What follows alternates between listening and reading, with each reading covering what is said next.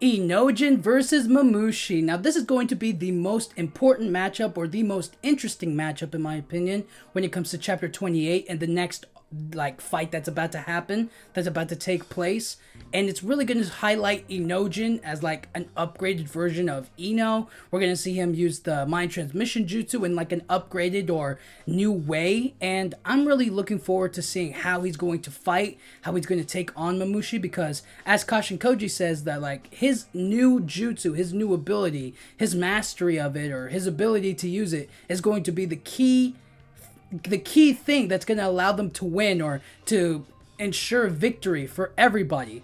And it's going to be really cool to see how Inojin uses it. Now, because we don't exactly know the specifics of it, or how it works, or how he plans on using it, it could go one of two ways. It's a remote jutsu, meaning he doesn't have to confront Mamushi at all, which means that he doesn't have to have direct contact with it, and he doesn't have to actually punch it or fight it or slash it or do anything, you know what I mean? His attacks don't have to matter all that much, because it's an indirect jutsu, it's an indirect ability, something that he can confuse Mamushi with and destroy him with, you know what I mean? It'll be easier that way. Or two, it's a jutsu that does involve him having to physically be there, actually having to physically confront Mamushi, because maybe the effective range of it isn't as wide as just a regular mind transmission jutsu, or he doesn't have the hang of it. Maybe it does require him having to actually touch Mamushi, or do something with him involving him, direct contact with him, is what I'm trying to say.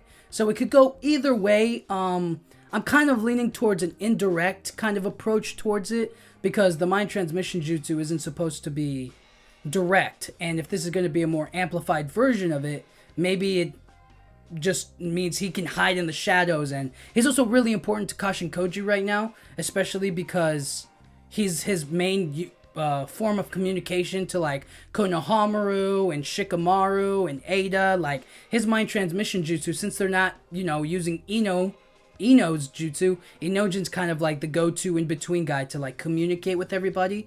So I feel like Inojin stays side by side with Kashin Koji as he continues to do his jutsu and whatnot, and we'll see how things go.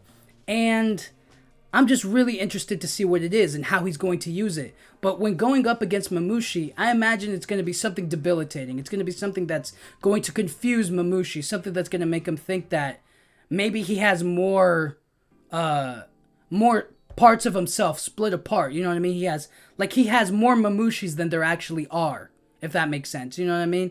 And he thinks that oh, that's another me, and we're fine, you know what I mean? But it's actually not, and he's the last one standing, and they can kind of slice his eyes out, or get his eyes, or destroy him, and it'll be easier like that, you know what I'm saying? So I'm really interested to see how Inojin's gonna fight. I'm interested in seeing his new jutsu, and basically the full strategy to take on Mamushi is gonna be really interesting to me. And I want to know what you guys think. Do you think Inojin is going to have to directly confront Mamushi, be on the battlefield and fight it? Or do you think Inojin's going to be more hanging back and indirectly fighting him alongside Kashin Koji, and kind of taking cues from him of what's going on, or what he can or can't do and whatnot? So I don't know. Let me know what you guys think. If it's one or the other, or maybe it's something completely different that we have no idea what he's going to do. But that's the interesting part, right? Anyways, thank you guys so much for watching. Yeah,